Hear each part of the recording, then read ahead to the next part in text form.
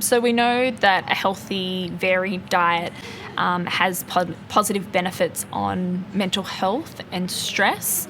So from that perspective, a general healthy diet is what we generally recommend for most of the population. So making sure you're having a variety of fruits, vegetables, whole grains, as Celeste said earlier, limiting alcohol, sugar-sweetened beverages, those types of food. Maintaining a healthy weight, reducing processed foods, a variety of colours, eating the rainbow can be helpful. So the Australian Guide to Healthy Eating has lots of good recommendations and shows you the 5 main food groups, so making sure you're eating a variety of those.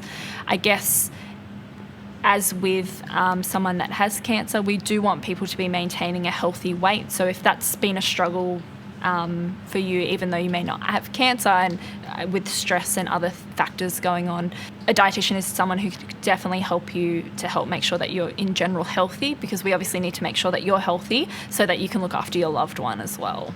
In terms of trying to convince someone to eat while they're having treatment, I think it's really important to convey the reason behind why you're suggesting them to eat. Obviously, we all kind of know why it's important, but really verbalizing those things can help understand the importance. So making sure that they're maintaining a good weight so that they can get through the treatment, minimize those kind of side effects and symptoms that are quite common with treatment, help with fatigue, potentially prevent any needs for treatment breaks.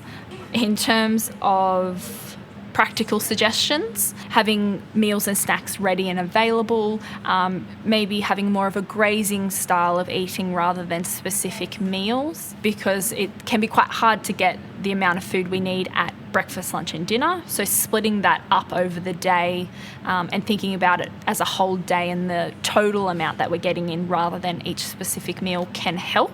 And I guess understanding that there is only so much that you can do in terms of convincing someone else of what they need to do. Sometimes it is helpful coming from a healthcare professional. So discussing with the oncology doctors, GPs, discussing getting a dietitian involved if you haven't got one already, because sometimes it's a bit hard for loved ones to take what you're saying when you're so close with them. Having someone that's a bit more external and a healthcare professional can definitely be beneficial, and also takes that stress off you having to be that person that's pushing them along. Even though we definitely understand it's coming from love, sometimes they don't always see that. In terms of with diet and to assist with depression, studies have found that chronic inflammation has been linked to brain function and mood. Chronic inflammation is a low-level autoimmune response that the body has, and then over time it can cause damages to, for example, the brain, which in turn affects someone's mood. People with higher levels of inflammatory markers that can be detected in their blood tend to be more likely to develop depression. So there are foods and nutrients that have these anti-inflammatory properties that are particularly good in helping reduce these inflammatory markers, and these are called antioxidants. So antioxidants are pretty much found in mainly like your fruits and vegetables, trying to include like a colourful diet.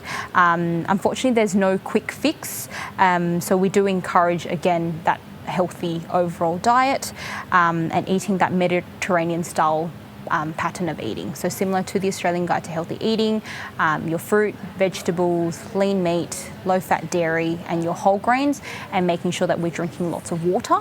If you're using things like fats and oils, keeping that to a minimum, but there are studies that show that choosing extra virgin olive oil in your cooking, again, has those anti-inflammatory properties that may help with mood and also depression as well.